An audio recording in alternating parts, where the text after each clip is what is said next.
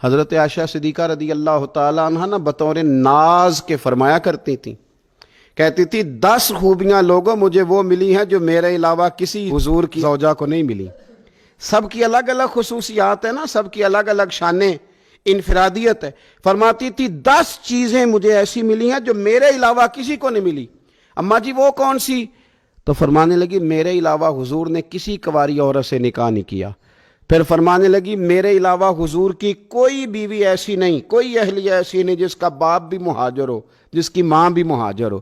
اور پھر فرمانے لگی لوگو اللہ تبارک و تعالیٰ کا کرم دیکھو، رب کریم نے میری برات اور میری پاک دامنی کا اعلان عرش سے جاری فرمایا ہے۔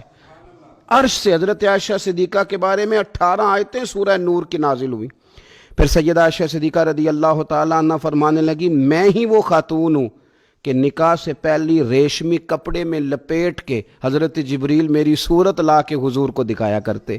پھر فرمانے لگی میں ہی وہ عورت ہوں، میں ہی وہ حضور کی اہلیہ ہوں کہ جس برتن سے حضور غسل کرتے تھے مجھے بھی اسی سے غسل کرنے کا شرف حاصل ہو جاتا تھا۔ پھر فرماتی ہیں لوگوں یاد رکھو میں ہی نبی پاک صلی اللہ تعالیٰ علیہ وسلم کی وہ بیوی ہوں کہ میں حضور کے سامنے سوئی رہتی تھی، حضور تہجد کی نماز پڑھتے رہتے تھے، گویا جو انوار و تجلیات تہجد کے وقت وہاں نازل ہوتے تھے مجھے بھی اس میں سے خیرات ملا کرتی تھی۔ حضرت عائشہ صدیقہ رضی اللہ تعالیٰ عنہ فرماتی ہیں یہ میرا ہی مقام ہے کہ حضور میرے بستر میں ہوتے تھے اور حضور پر وحی نازل ہو جایا کرتی تھی۔ پھر ارشاد فرماتی ہیں کہ نبی پاک صلی اللہ تعالیٰ علیہ وسلم نے مجھے ہی وہ مقام دیا کہ حضور کا نورانی وجود میری گود میں تھا جب نبی پاک نے وصال فرمایا۔